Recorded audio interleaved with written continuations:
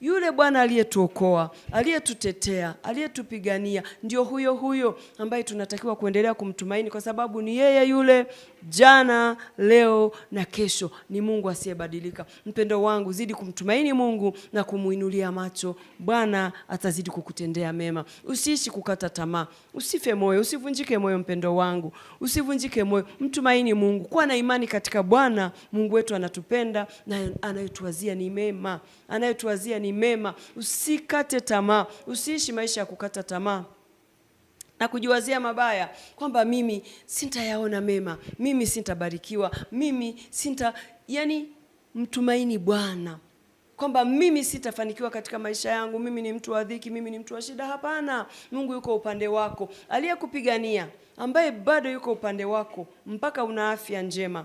Zawadi tu hiyo ya uhai, ambayo usingekuwa na pesa za kununua uhai.